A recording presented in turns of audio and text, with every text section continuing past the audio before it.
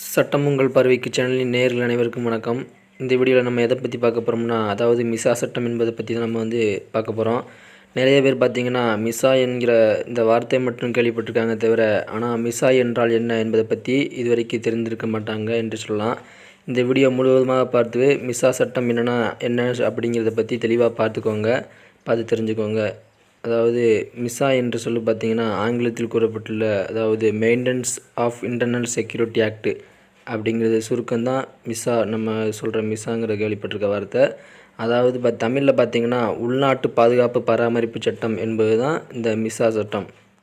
இந்த மிசா சட்டம் பார்த்திங்கன்னா இந்திரா காந்தி பிரதமராக இருந்தபோது 1971ஆம் ஆண்டு தான் இந்திரா காந்தி ஆட்சியில் தான் இந்த சட்டம் கொண்டு வரப்பட்டது.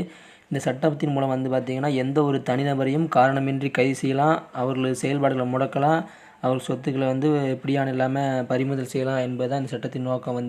இந்த சட்டம் பெரும்பாலும் பார்த்திங்கன்னா ஒரு மனிதனின் உரிமைகளை நசுக்குவதற்காகவும் அரசியல் நோக்கில் பழிவாங்கும் செயலுக்காக பெரும்பாலும் இந்த சட்டம் பயன்படுத்தப்பட்டது.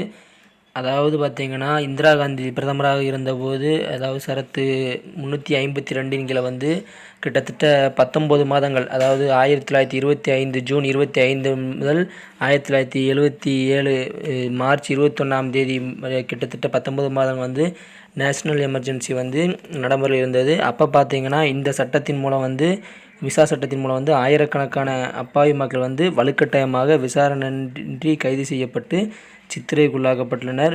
மேலும் பல்வேறு சட்டமன்ற உறுப்பினர்கள், அரசியல் தலைவர்கள் இந்திரா காந்தியினை அரசியல் பழிவாங்கும் நோக்கத்திற்காக கைதானார்கள்.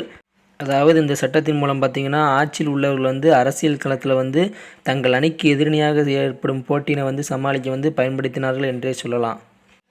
பின்னர் இந்த சட்டம் இந்திரா காந்தி ஆட்சியை தொடர்ந்து 1977ஆம் ஆண்டு ஜனதா கட்சி ஆட்சி ஜனதா கட்சி அரசு 42வது திருத்தச் சட்டத்தின் 1978 படி இந்த சட்டத்தை நீக்கம் செய்தனர். இந்த சட்டம் தற்போது நடைமுறையில் என்பதாகும்.